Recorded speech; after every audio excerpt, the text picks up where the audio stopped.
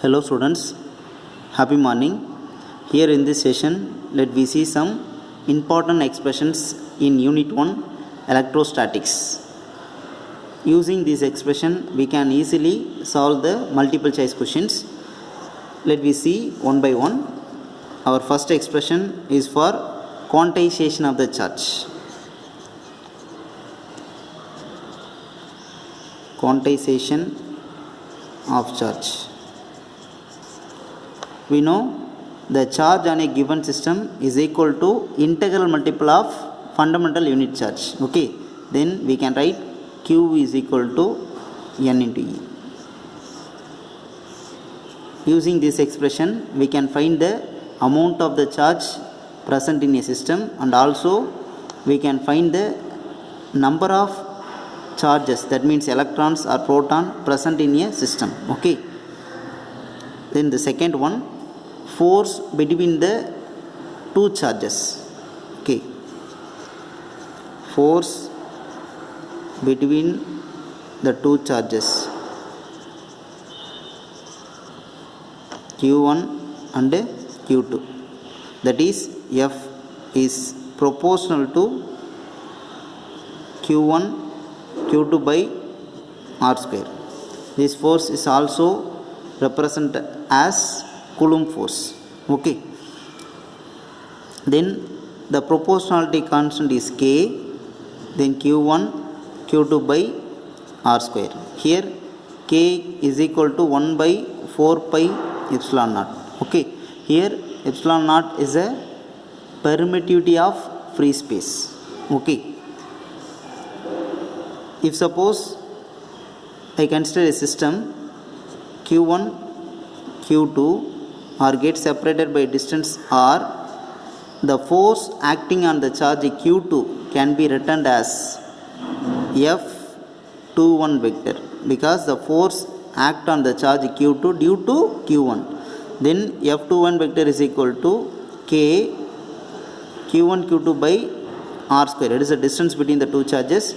Then the force act in the direction of charge Q1 to Q2. It is represented by the unit vector R12 cap. Okay, if suppose the force act on the charge Q1 due to charge Q2 can be written as F12 vector is equal to K Q1 Q2 by R square R21 cap. Okay, here this unit vector start from Q2 to Q1. Okay, we know very well the gravitational force between the two masses, that is Fg is equal to G m1 m2 by R square. Okay, both are inverse square law, we know very well. The next fourth expression, then electric field experienced by a test charge. Okay, electric field. We know very well electric field is represented by symbol E. Electric field is a force experienced by the unit test charge. Okay, it is a simple expression. Electric field is a force experienced by a unit test charge. Okay, if suppose in order to write the Coulomb force in terms of electric field, we can write this one as F is equal to QE.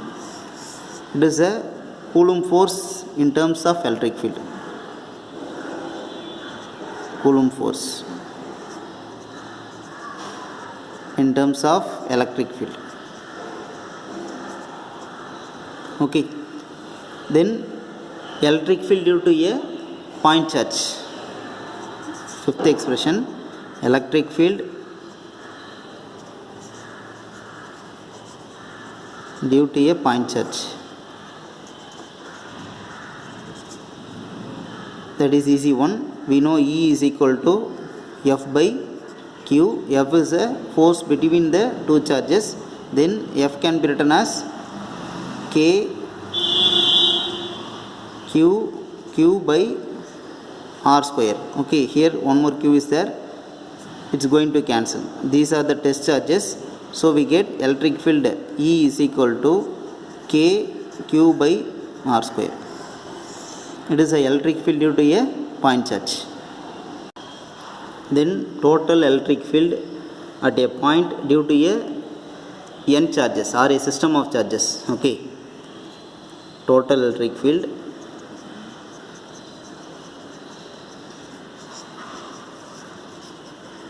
due to n charges.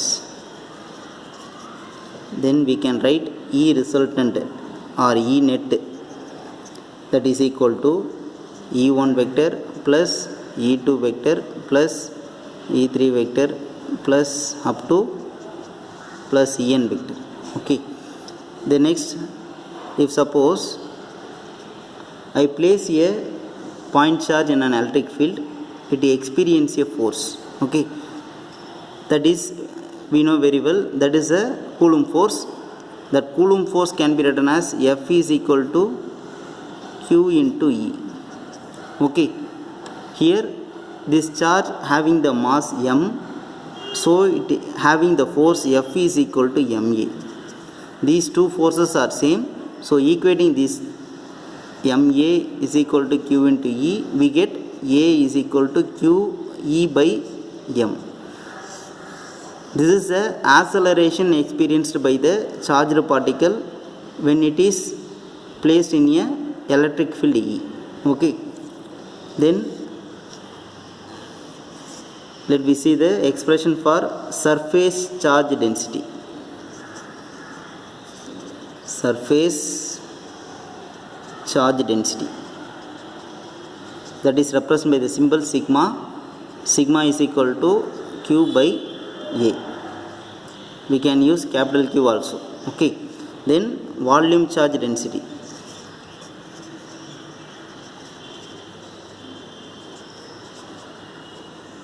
That is represented as rho. Rho is equal to Q by V. Then linear charge density.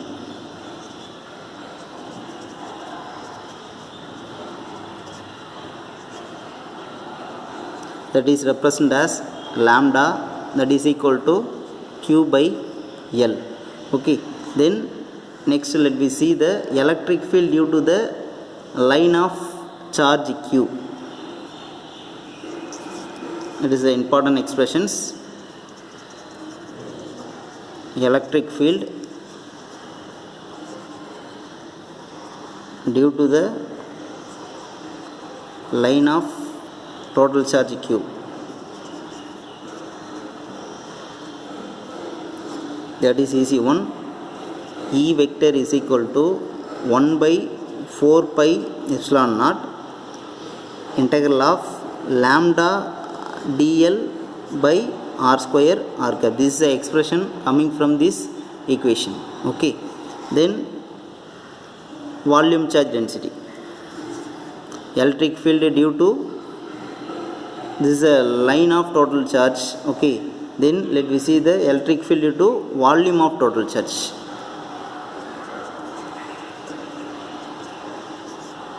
Electric field due to the volume of total charge.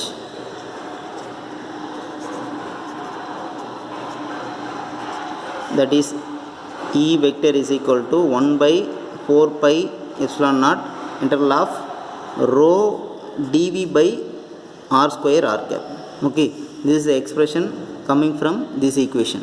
Okay, then electric dipole moment. Okay, electric dipole moment is represented by the symbol P, that is equal to Q into 2A. Okay, electric dipole moment is a product of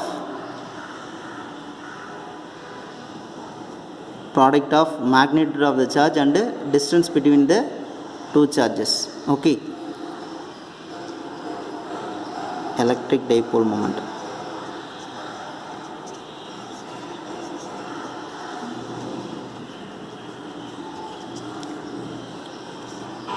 In order to find the electric dipole moment for the collection of n-point charges, we can use this expression. P vector is equal to summation of I is equal to 1 to n qi ri vector. Okay, using this expression we can find the electric dipole moment for the collection of n point charges. Okay, here this dipole moment directed from negative charge to positive charge. Okay, note that. Then electric field due to a electric dipole at a point in an axial and equatorial line. Okay, it is a easy one. We already solved for the 5 marks. Let we see the expression electric field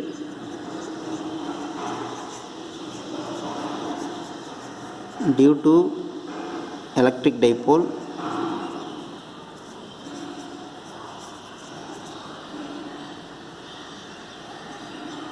at a point in its axial line, that is represented as E vector is equal to 1 by 4 pi epsilon naught 2 p vector by r cube. Okay, E vector, it is a electric field experienced by the electric dipole. Okay, on its axial line. Suppose for the equatorial line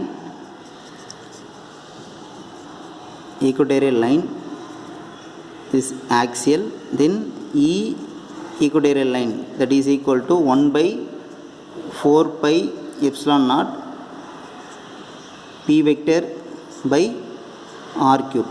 But here the direction of the resultant electric field is in the direction opposite to the electric dipole moment. Okay, then our 16th expression, that is the torque experienced by the electric dipole placed in a electric field. Okay, torque, that is tau vector is equal to p vector cross E vector. It is in vector form. In order to write in terms of magnitude, then tau is equal to pe sin theta, because it is a cross product. Okay, then electric potential at a point.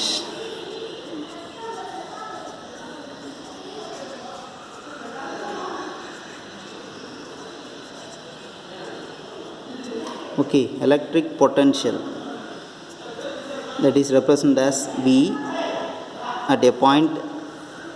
It is defined as a amount of work done needed to bring the unit positive charge from infinity to the point P with the constant velocity in an electric field E. Okay, it is represented as V is equal to integration of E vector dot dr vector.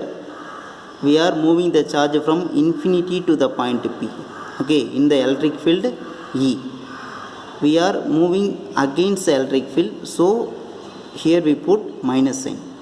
Okay, then electric potential due to point charge at a distance r. Okay, we already found the expression for electric field due to a point charge. Here electric potential due to a point charge.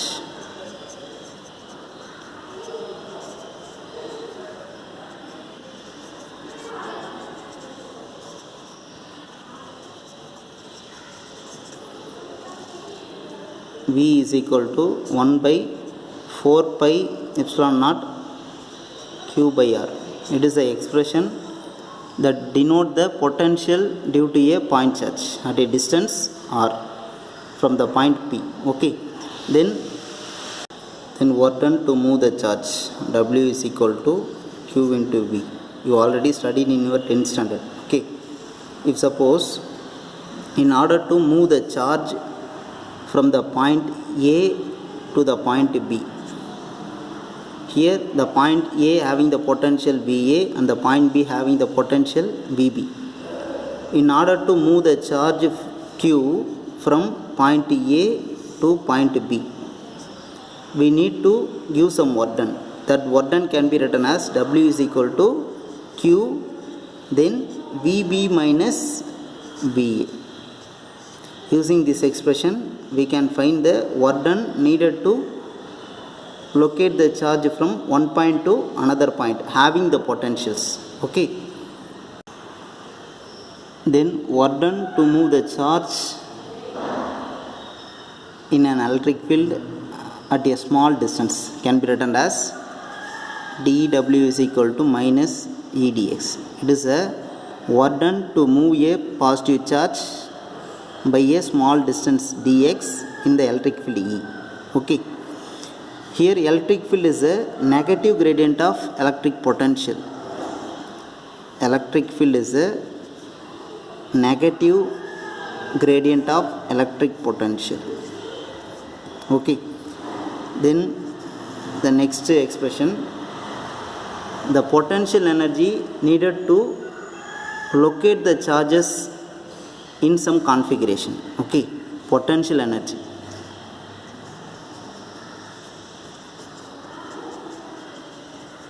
Potential energy needed to locate the charges to their respective configuration. Okay, if suppose I consider a system A, B get separated by a distance r. If suppose I locate the charge q1 to the point A and q2 to the point B, distance of separation is r, then the work done needed to locate these charges to their configuration, that is known as potential energy stored in the system. Okay, then the work done needed to locate the charges to their respective configuration is known as potential energy stored in the system, that is represented as U is equal to 1 by 4 pi epsilon naught q1 q2 by r. Then work done by the external torque to rotate the dipole from an angle theta dash to theta with the constant angular velocity. Okay, that is W is equal to integral of theta dash to theta you have to rotate, then applied torque, that is tau external d theta. It is a work done by the external torque to rotate the dipole from angle theta dash to theta. Then potential energy stored in a system of dipole kept in a uniform electric field. Okay, potential energy stored in a system of dipole placed in a uniform electric field. Okay, that is U is equal to minus P E cos theta. Here the theta is an angle between dipole moment and electric field. Okay, then electric flux. Electric flux is a number of electric field lines crossing the given area. It is represented as phi. Okay, electric flux represented as phi E. It is a scalar one, that is equal to E vector dot A vector. We can write this one as phi E is equal to E A cos theta because it is a dot product. Okay, it is a scalar one because it is a dot product of two vector, so it is a scalar. Then total electric flux over a closed surface, it is general notation for flux. Then total electric flux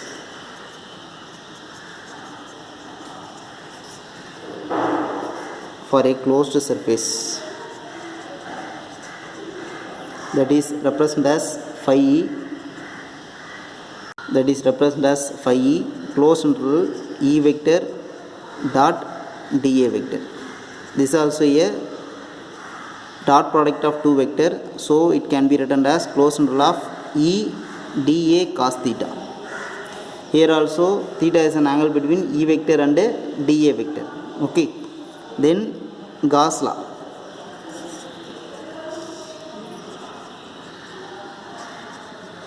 Gauss law.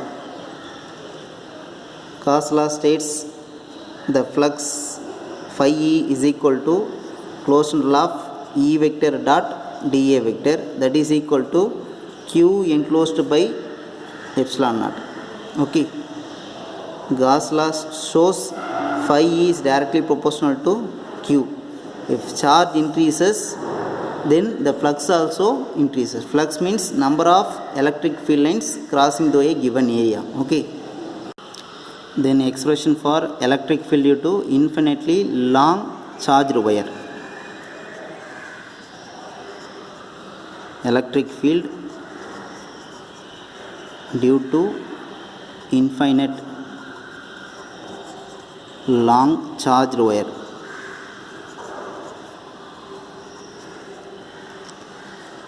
That is represented as E is equal to 1 by 2 pi epsilon naught lambda by r. Using this expression, we can find the electric field due to infinite long charged wire. Here lambda is a linear charge density. Okay, here r is a distance from which you have to calculate the electric field. Okay, it is a distance r. In order to find the electric field at the point P, then E is equal to 1 by 2 pi epsilon naught lambda by r. Then electric field due to the charged infinite plane sheet.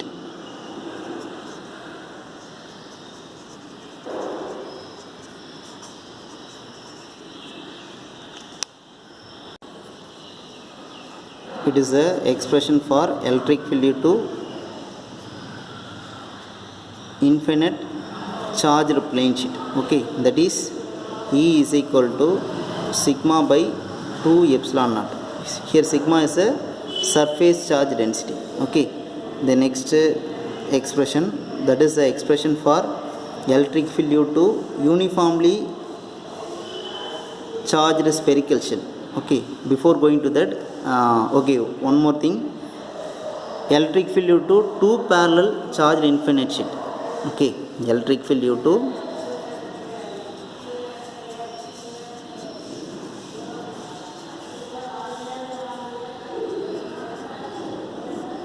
two parallel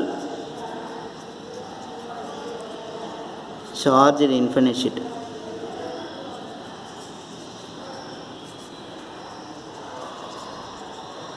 Okay, suppose here it is a situation, two charged plane sheets of infinite length are parallel to each other.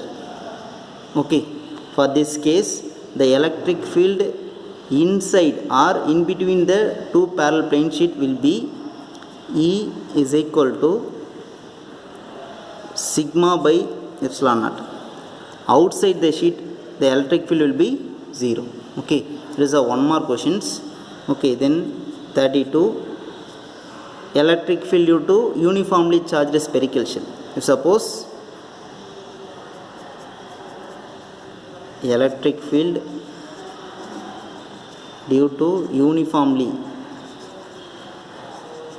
charged spherical shell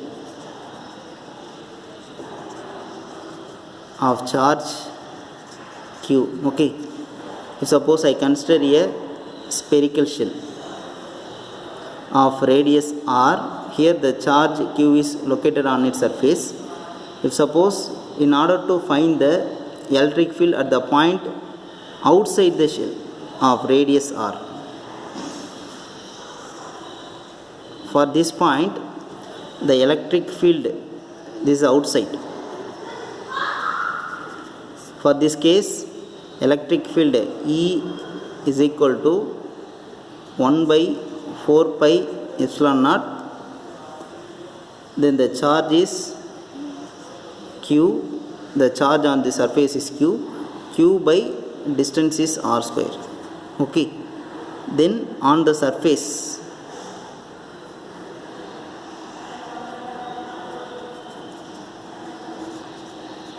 for this case r is equal to capital R on the surface, this point. Okay, then E can be written as E is equal to 1 by 4 pi epsilon naught Q by r square. Inside the shell,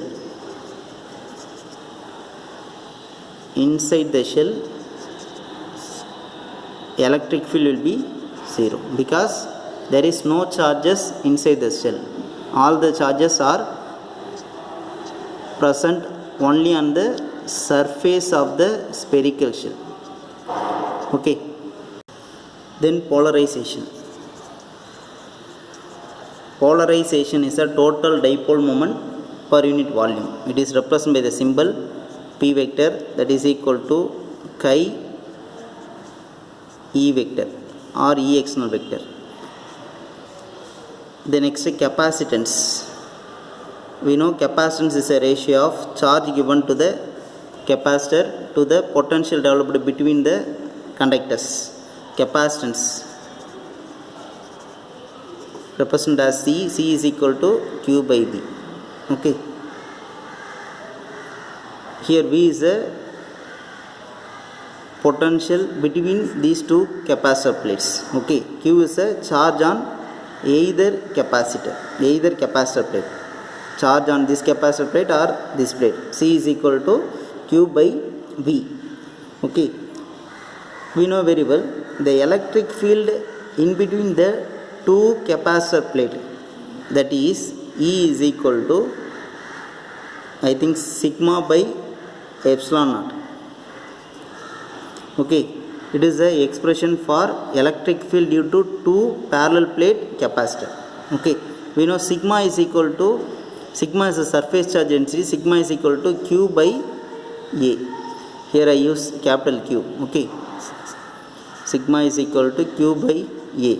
Substituting this, then electric field E is equal to Q by A Q by A epsilon naught. Okay. Then next, capacitance does not depend on charge and potential difference, because capacitance vary only with the physical parameters. Okay, it depends on size of the capacitor plate and distance between the capacitor plate and where the capacitor is placed, or what is the medium in between the two plates. Okay, then capacitance is also written in the format of C is equal to epsilon naught A by D. Okay, this expression is coming from, we know C is equal to Q by V. Okay, we know very well V is equal to E into D.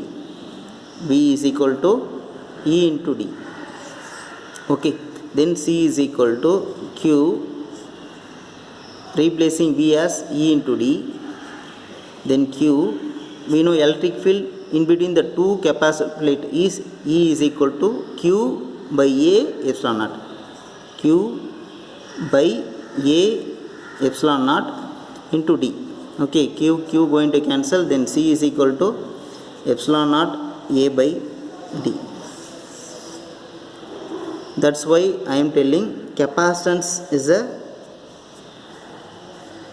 one that can depends only on area of the plates and the distance between the two plates, and also it depends on what the medium in between the two capacitor plates. Okay.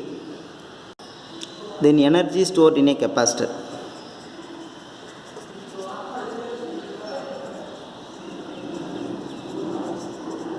We know the energy stored in a capacitor is electrostatic potential energy, that is U is equal to Q square by 2C or half CV square.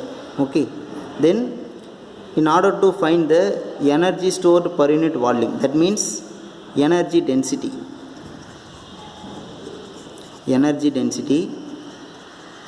that is represented as small ue, that is equal to U by volume, energy per unit volume. Okay, then UE can be written as half C V square by volume. Okay, then 1 by 2 C, we know capacitance C is equal to epsilon naught A by D. V square, V is a potential, V can be written as E into D. Okay, then divided by volume. Then solve this, we get 1 by 2 epsilon naught A by D E square D square. Okay, they divided by volume. Volume can be written as area into distance. Okay, then after solving this, Okay, here this one going to cancelled. Okay, then again this t cancelled, then a going to cancel, then we get ue is equal to 1 by 2 epsilon naught e square. This is a energy density. Then effective capacitance for the capacitors connected in series. Effective capacitance.